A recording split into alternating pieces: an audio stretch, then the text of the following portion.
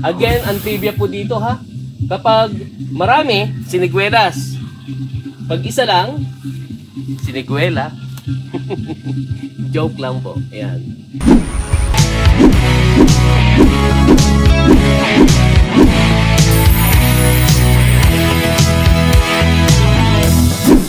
Hello. Samahan niyo po si Garden Buddy dito sa ating farm. Tambayan 80 Timanga. Okay? Mamimitas po tayo ng siniguelas. Ito po kasi medyo mataas na po ito. It so happen na wala po tayong ladder po dito sa farm, no?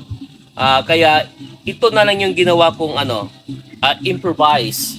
Tumutong na lang ako dito sa may tricycle. So ibig sabihin ang taas po nito ngayon nasa 10 feet, no? Kaya abot naman. Tingnan niyo po dito sa taas, mas malalaki po yung bunga po nito. Ayun oh, mas malalaki. Mas malalaki. Ay sana lang no, hindi ito sira. Kaya lang ito may part na malambot. Mamaya siguro pag kinain na lang, ito double check na lang po natin. Again, ang trivia po dito ha. Kapag marami, siniguelas. Pag isa lang, siniguela. Joke lang po. Ayan. Ipakita mo yung part doon na ko, yung hindi pa napipitas dyan. I think yung iba pwede pa naman yun, no? Ayan. Oh. Ayan po ha. So dito, tingnan nyo ang aga-aga. Time check is just 6:30 ng umaga, pero may kantahan na po dyan sa kapitbahay. Nagbibideo okay na po sila. Dahil lang po. Ibigay ko lang po kay, kaso hindi mahawakan, ni Lance. Ay, naulog. Itong isa bulok yata. Huwag masyado ilahin di Alin?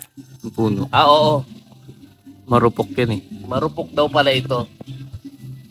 So, ibig sabihin po pala, hindi lang po pala tao yung marupok, kundi pati yung siniguelas. Okay. Sabi nila, huwag ko masyadong hilahin yung sanga dahil po marupok yung puno. Ano to? Sira na ito. Meron pa ba dito na ko? Wala na. Wala na, no?